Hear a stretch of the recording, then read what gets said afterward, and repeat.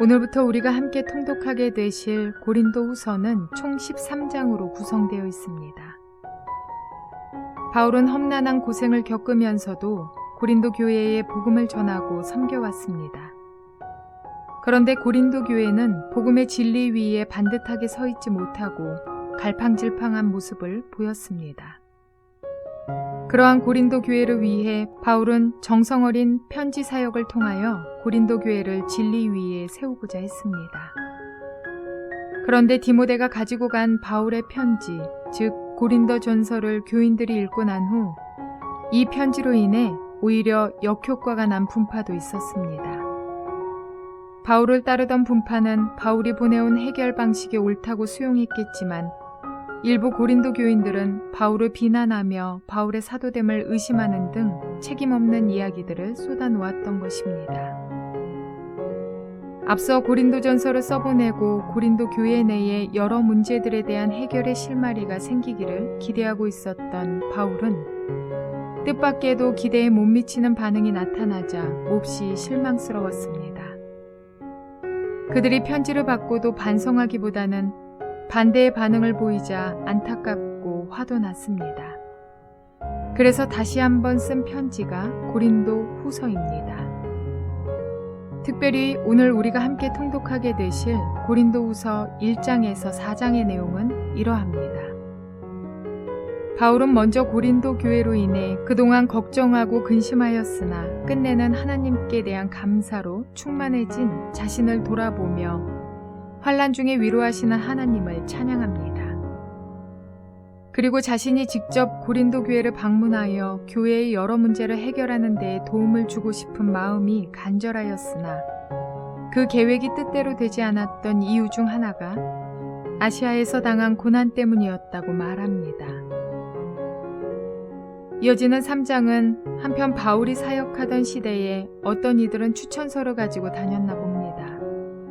그러나 바울은 자신에게는 가장 확실한 추천서가 있다고 말하며 그 추천서는 바로 하나님께서 주신 성령의 추천서라고 말합니다. 그는 고린도 교인들이 바로 그가 전한 복음으로 말미암아 나타난 그리스도의 편지로서 자신이 하나님의 종이라는 사실에 대한 증거라고 고백합니다.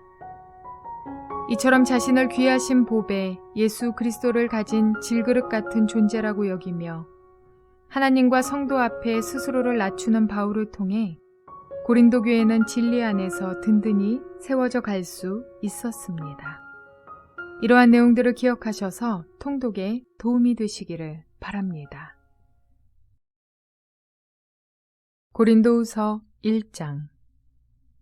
하나님의 뜻으로 그리스도 예수의 사도가 된 나 바울과 형제 디모데가 고린도에 있는 하나님의 교회와 온 아가야에 있는 모든 성도에게 이 편지를 씁니다. 우리 아버지 하나님과 주 예수 그리스도께서 내려주시는 은혜와 평화가 여러분에게 있기를 빕니다.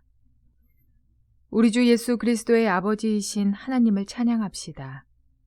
그는 자비로우신 아버지시요 온갖 위로를 주시는 하나님이시요 온갖 환난 가운데서 우리를 위로하여 주시는 분이십니다. 따라서 우리가 하나님께 받는 그 위로로 우리도 온갖 환난을 당하는 사람들을 위로할 수 있습니다. 그리스도의 고난이 우리에게 넘치는 것과 같이 그리스도로 말미암아 우리의 위로도 또한 넘칩니다. 우리가 환난을 당하는 것도 여러분이 위로와 구원을 받게 하려는 것이며 우리가 위로를 받는 것도 여러분이 위로를 받게 하려는 것입니다. 여러분은 이 위로로 우리가 당하는 것과 똑같은 고난을 견디어냅니다. 우리가 여러분에게 거는 희망은 든든합니다. 여러분이 고난에 동참하는 것과 같이 위로에 동참하고 있음을 우리는 알고 있습니다.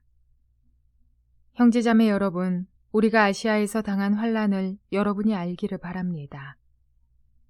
우리는 힘에 겹게 너무 짓눌려서 마침내 살 희망마저 잃을 지경에 이르렀습니다. 우리는 이미 죽음을 선고받은 몸이라고 느꼈습니다. 그렇게 된 것은 우리 자신을 의지하지 않고 죽은 사람을 살리시는 하나님을 의지하게 하기 위함이었습니다.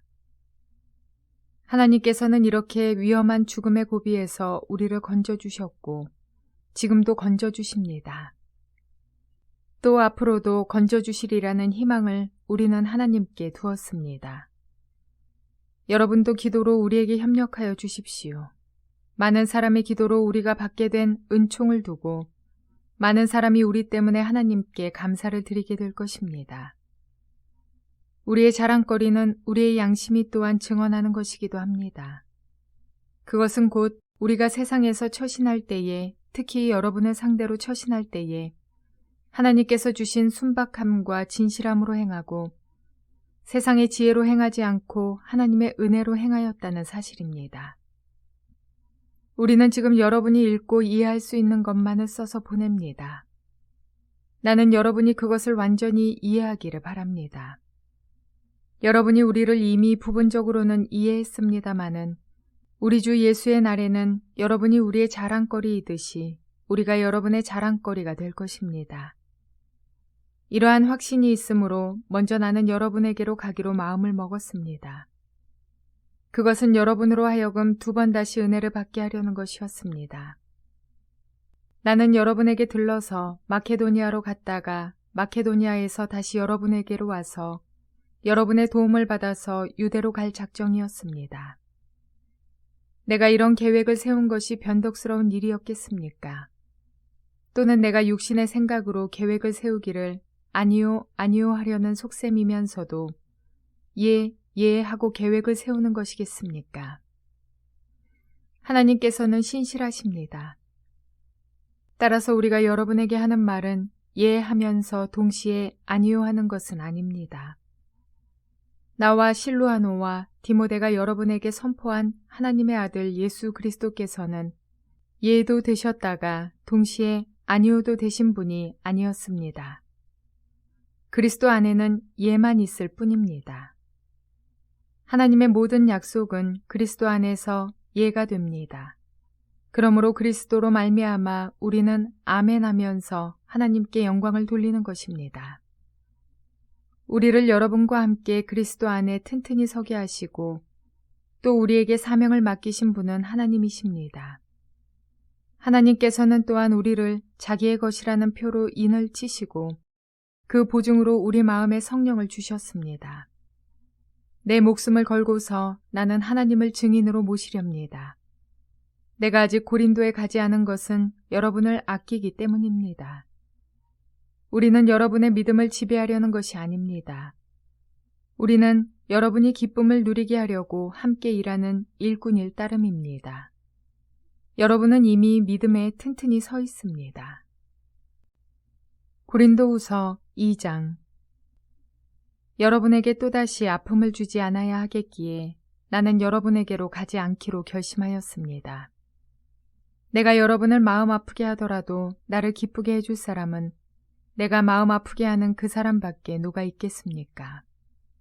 내가 이런 편지를 쓴 것은 내가 거기에 갔을 때에 나를 기쁘게 해야 할 바로 그 사람들에게서 내가 마음 아픈 일을 당하는 일이 없도록 하려는 것이었습니다. 나의 기쁨이 여러분 모두의 기쁨임을 여러분 모두를 두고 나는 확신하였습니다.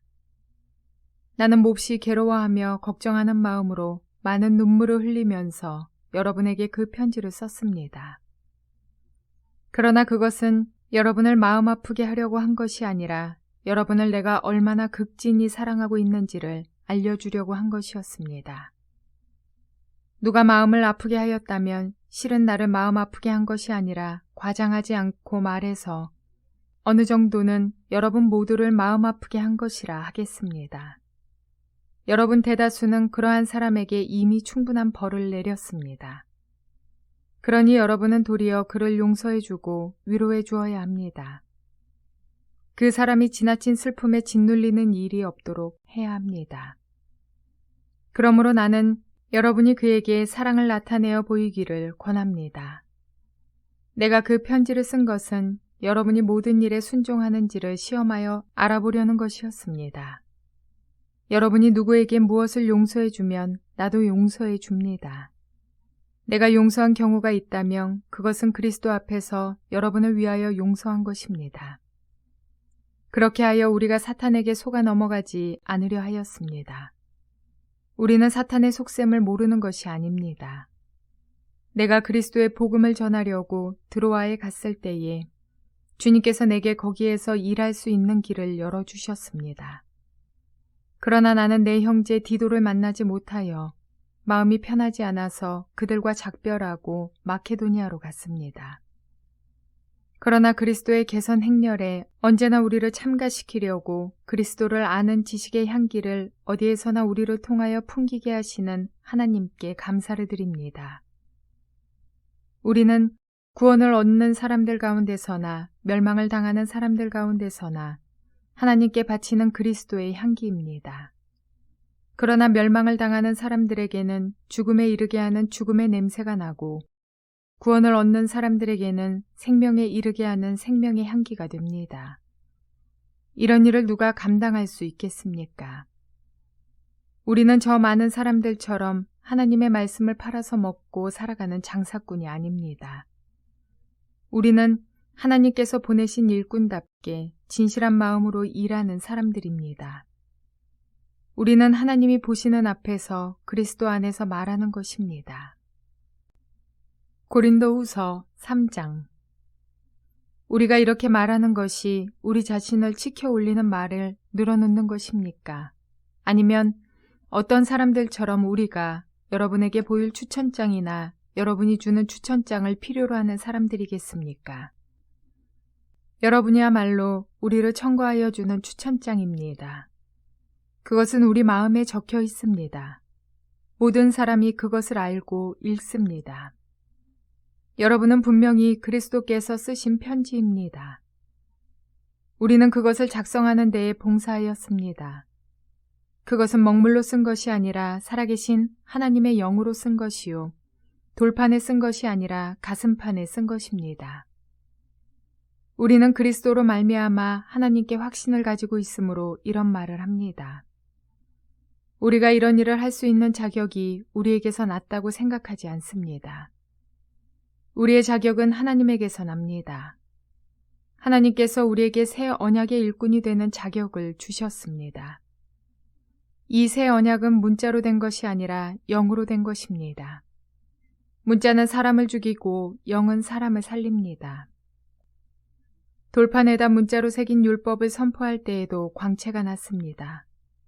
그래서 이스라엘 자손들은 모세의 얼굴에 나타난 그 광채 때문에 비록 곧 사라질 것이었지만 그의 얼굴을 똑바로 쳐다볼 수 없었습니다.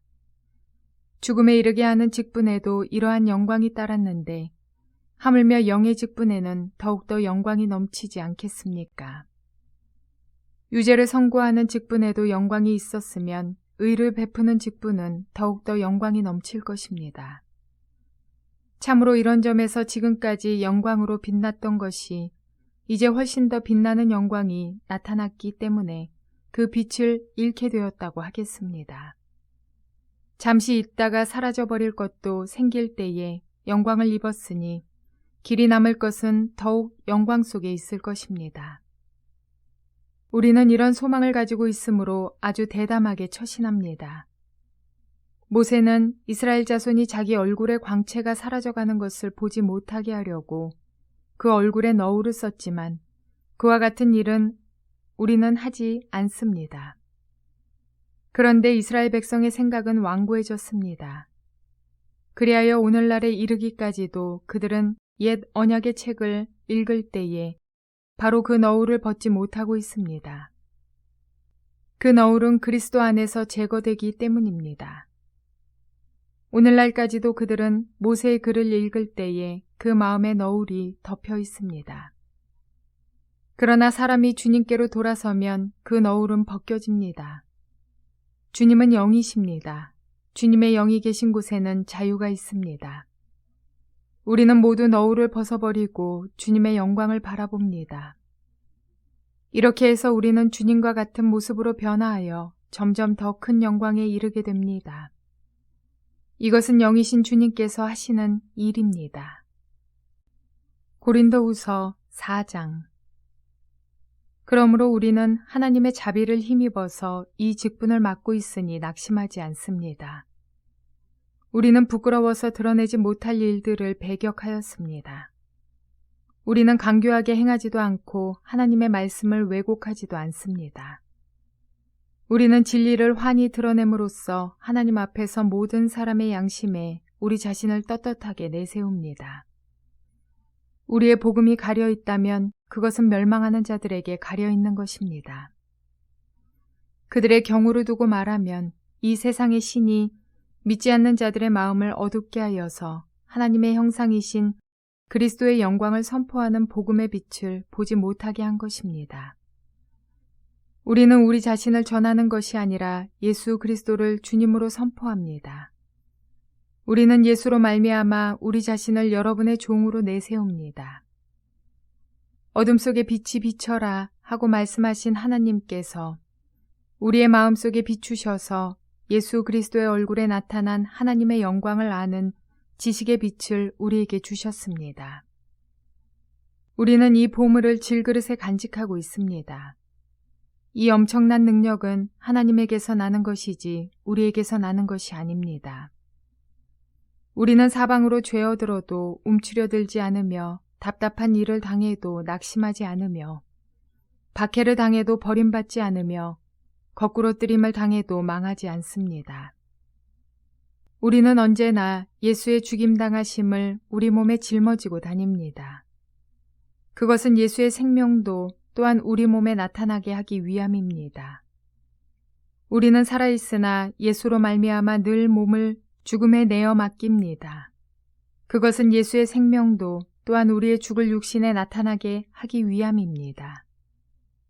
그리하여 죽음은 우리에게서 작용하고 생명은 여러분에게서 작용합니다. 성경에 기록하기를 나는 믿었다. 그러므로 나는 말하였다. 하였습니다. 우리는 그와 똑같은 믿음의 영을 가지고 있으므로 우리도 믿으며 그러므로 말합니다. 주 예수를 살리신 분이 예수와 함께 우리도 살리시고 여러분과 함께 세워주시리라는 것을 우리는 알고 있습니다. 이 모든 일은 다 여러분을 위한 것입니다.